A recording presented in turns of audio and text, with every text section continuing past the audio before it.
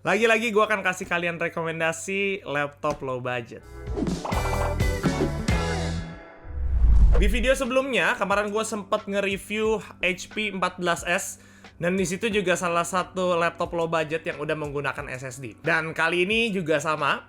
Laptop yang ada di depan gua yaitu adalah Asus A409DA. Harganya di sini ada di berkisar 5,5 jutaan. Oke, kalau misalnya kalian pengen beli, linknya gue udah taruh di description. Kalau misalnya kalian masih ragu, tonton dulu video ini sampai habis. Gak cuma dari segi harga dan dari segi SSD-nya, biasanya dari segi desain pun itu juga dipertimbangkan. Menurut gue untuk desain dari Asus ini, gue suka ya, gue personally suka karena mirip-mirip seperti MacBook sih yang gue lihat ya. Bahannya kelihatannya seperti dari aluminium, simple, nggak neko-neko, nggak ada backlightnya segala macam nggak ada. Cuman memang gitu, kan gue bilang ini terlihat seperti aluminium, tapi pada saat kita pegang untuk build quality-nya, build quality semuanya di sini dia menggunakan plastik. Gue nggak heran mendengar itu karena memang dari budgetnya yang memang memang cukup murah, 5 jutaan di sini. Yang pasti di pangkas awal adalah dari segi build quality-nya. Cuman yang gue cukup sayangkan dari laptop ini adalah, gue nggak tahu ya udah plastik, tapi laptop ini pada saat gue angkat, ini laptop cukup berat loh. Laptop ini sekitar ada di 1,5 atau 1,6 kilogram. Sangat disayangkan karena biasanya kan laptop seperti ini kan biasa kita lebih mobile ya, dibawa kemana-mana dan untuk productivity. Di samping laptop-laptop sekarang udah semakin tipis dan semakin enteng, tapi kenapa ini berat? Itu aja sih. Dan gak cuman berat, di sini juga sedikit tebal kalau misalnya kalian bisa lihat. Cuman ada beberapa hal memang yang bikin dia cukup tebal, yaitu dari segi bagian bawahnya ini yang menurut gua membuat laptop ini jadi melengkung. Kalian bisa lihat ya, jadi melengkung dan jadi lebih tebal. Gua nggak tahu apakah mungkin dia memperhitungkan untuk keluar anginnya juga ya, biar suhunya bisa lebih kejaga. Mungkin karena itu juga. Oke, selanjutnya kita akan langsung masuk ke portnya ya. Gua akan lihat di bagian kanan dulu. Kita bisa lihat di pertama kita menemukan ada 2 LED di sini, LED indikator buat ngecas dan untuk powernya. Di sebelahnya di sini ada port untuk SD card kalian, terus juga untuk headphone jack. Di sini ada 2 USB. Tapi di sini USB belum 3.0 ya, masih 2.0. Dan di sini ada Kensington lock. Dan di bagian kirinya di sini pastinya port untuk kita ngecas. Di sini ada port untuk USB-C. Di sini dia udah ada port untuk HDMI-nya dan yang terakhir dia ada satu lagi USB. Tapi di sini USB-nya udah 3.0. Yup, kita akan langsung ke layarnya, bro. Layarnya di sini besarnya ada di 14 inch. So, besarnya itu sama seperti laptop yang sebelumnya gue review juga. Untuk dari layarnya dia belum menggunakan IPS ya, dia masih menggunakan TN. That's why kalau misalnya kita lihat dari kiri, dari kanan, dari atas, dari bawah, warnanya berubah-ubah. Itu sangat nggak apa-apa sebenarnya, karena memang di harga 5 jutaan seperti ini, gue kayaknya nggak pernah ngeliat deh yang udah menggunakan IPS. Bahkan laptop yang 6 jutaan pun kadang-kadang masih menggunakan TN layarnya ya. Dan ditambah lagi memang kebutuhan dari laptop ini bukan diperuntukkan untuk kita yang content creator yang memerlukan sangat mementingkan warna di sini ya. Jadi harusnya it's not a big deal. Tapi untuk dari segi layarnya di sini sayangnya dia cuma bisa sampai HD doang. Tapi itu nggak masalah sama sekali. Ya, itu dari segi layarnya. Dan kalau dari segi layar kita sambungkan ke speaker. Nah, ini speaker dia cukup unik sih sebenarnya ya. Gua jarang juga melihat speaker seperti ini. Jadi speakernya dia tuh stereo, tapi dia ada di bawah nih speakernya, bos. Kayak kalian bisa lihat deh, nih speakernya 2 ada di bawah. Gue nggak ngerti kenapa mereka bikin konsep seperti ini sebenarnya. Ya, harusnya di dalam otak gua gitu ya, kalau misalnya speaker enakan langsung dari atas langsung kedenger. Mungkin mereka punya pemikiran tersendiri juga. Tapi pada saat gue denger untuk dari segi audionya cukup oke juga ya. Bassnya ada lah, walaupun cuma sedikit. Dan untuk volumenya di sini cukup besar sih. Oke, kita akan coba dengerin aja deh. Kalau mungkin kalian juga penasaran yang di rumah. Oke, ini dia untuk soundnya, kalian bisa dengar.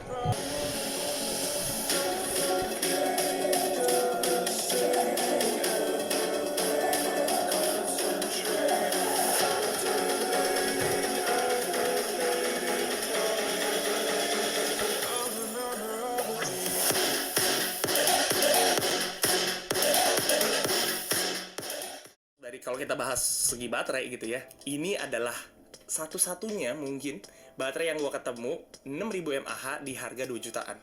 Atau mungkin kalian ada yang nemu lagi handphone yang 2 jutaan tapi udah 6000 mAh, boleh tulis di kolom komen. Gua nggak nemu sih. Desain mereka cukup menarik. Oke, kita lihat dari desain belakangnya dulu. Di sini ada Narzo kecil, oke. Yap, itu dia dari segi suaranya kalian udah dengar sendiri dan kalian boleh nilai sendiri di kolom komen. Karena ini laptop sebenarnya diperuntukkan sebenarnya bukan buat content creator untuk ngedit yang terlalu berat-berat. Pasti di sini laptop ini akan sering banget kita gunakan untuk ngetik pastinya. That's why sekarang gue akan kasih tau ke kalian gimana experience gue untuk ngetiknya ya. Mungkin kalian bisa dengar sendiri untuk klikannya seperti ini.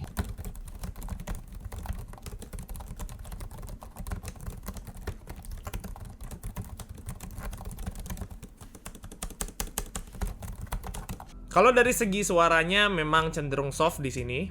Tapi kalau untuk dari experience gue ngetik, sebenarnya gue bisa bilang oke-oke aja sih. Cuman kalau gue pribadi, gue ngerasa masih kurang empuk ya. Mungkin dari segi keyboardnya yang mungkin cenderung lebih pendek jaraknya. Tapi kalau untuk trackpadnya, menurut gue overall oke-oke aja. So far so good. Ditambah di sini dia juga udah menggunakan fingerprint. That's why kalau misalnya kita pengen nyalain, kita tinggal menggunakan fingerprint, langsung nyala bos. Kita akan langsung masuk ke intinya ya. Pasti kalian udah tunggu-tunggu nih dari segi prosesornya. Prosesor yang digunakan di sini dia udah menggunakan AMD Athlon Gold 3150U. Untuk RAM-nya di sini dia ada 4 GB, right? Untuk 4 GB ini by the way ini udah nggak bisa diapa-apain ya. Tapi kalau misalnya kalian pengen masih mau nambah, dia sediain satu slot lagi. Kalau untuk satu slot lagi, ini kan maksimal bisa 8 GB. Jadi kalau misalnya kita totalin 4 GB sama 8 GB, total kalian bisa dapat 12 GB. Untuk harddisknya di sini, gue udah spoiler juga ya tadi di depan. Harddisknya dia udah menggunakan SSD NVMe dengan kapasitas 512 GB. Kalau lu masih kurang juga, dia ada sediain lagi satu space untuk harddisk SATA. Ukurannya 2,5 inch. Oke, itu semua tadi gue udah bahas juga dari segi prosesornya. Nggak afdol ya kalau misalnya kita nggak coba main game di laptop ini. Walaupun sebenarnya untuk laptop ini tidak diperuntukkan untuk main game dan tidak heran kalau misalnya pada saat kita main game akan sedikit lagi ya di situ ya. Tapi kita akan cobain aja. Ya ini dia. Pada saat gue lagi coba untuk bermain Dota. So far sih menurut gue untuk game ini aja rada laggy ya pada saat gue main di sini ya. Jadi ya memang tidak bisa terlalu diharapkan banget pada saat kita untuk bermain game. Kalian bisa lihat sendiri ya.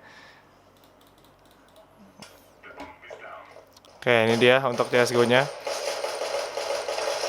So far sih yang gue cobain memang ya masih rada nge-lag gitu ya. Jadi memang sebenarnya laptop ini tidak terlalu diperuntukkan untuk bermain game. Cuma kalau kalian masih mau tetap main game pakai laptop ini ya lebih tahu diri aja sih. Itu dia untuk dari segi gamenya. Ya sangat terbatas ya untuk game-gamenya ya. Mungkin kalau misalnya kalian main game jangan yang berat-berat ya, tahu diri, kesian laptopnya. Nah sekarang gue pengen coba nih untuk Premiere. Gue pengen lihat seberapa cepat dia ngerender. Oke, ini dia, kita langsung cobain aja. Dan oke, sekarang gue akan coba untuk ngerender. Kita akan lihat dia dapat berapa lama ya. Oke, kita akan lihat dia dapat berapa lama nih di sini. Untuk settingannya gue menggunakan gue 7 bit aja deh pakainya. Karena gue biasa juga pakai 7 bit. Oke, kita langsung ekspor aja. Oke. Ini dia untuk estimasi waktunya. Dan menurut gue untuk estimasi segini tuh cukup lumayan cepat ya, nggak lama gitu loh. Sekitar 8 menit, 10 menitan untuk tadi ya, untuk waktu 7 menitan gue edit dengan beberapa efek dapat segini sih cukup impresif sih. Cuma kayak memang tetap nggak bisa digunakan untuk yang berat-berat ya. Kalau misalnya gue grading sih pasti ini akan jauh lebih lama ngerendernya. Dari segi game, tadi semua gue udah sempat bahas. Dan sekarang gue pengen ngebahas dari segi baterainya. Bisa berapa lama sih ini bisa bertahan? Sebenarnya untuk baterainya dia nggak gede-gede banget sih. Di sini baterainya dia ada di 32.000 mAh. Kalau misalnya kita bisa gambarkan, untuk pemakaian normal kalian bisa pakai mungkin sekitar 5 jaman. Tapi kalau misalnya kalian lagi main game gitu ya, tanpa ngecas, mungkin 1,5 jam atau maksimal banget 2 jam. Itu kalau hoki sih. Dan yang terakhir gue akan bahas di sini dari segi webcamnya ya. Nah, jujur by the way untuk webcamnya tidak terlalu bagus ya, karena maksimal di sini cuma bisa sampai 480p doang. Nggak bisa terlalu diharapkan gimana banget. Mungkin kalau misalnya kalian pengen yang lebih bagus, kalian perlu beli webcam tambahan. Dan untuk camnya itu dia bisa mati nyalain ya. Jadi untuk kita pencet F10 itu kamera on. Kalau kita mau offin, kita pencet lagi F10-nya. Oke, mungkin biar bisa lebih secure gitu. So, sekian aja review gue untuk Asus A409DA ini. Kalau misalnya kalian pengen beli dan tertarik, monggo. Linknya gue udah taruh di description. Jangan lupa kalau misalnya kalian suka dengan cara review gue, kalian boleh banget di subscribe guys. Dan di follow TikTok dan Instagram kami. See you in the next review guys. Bye.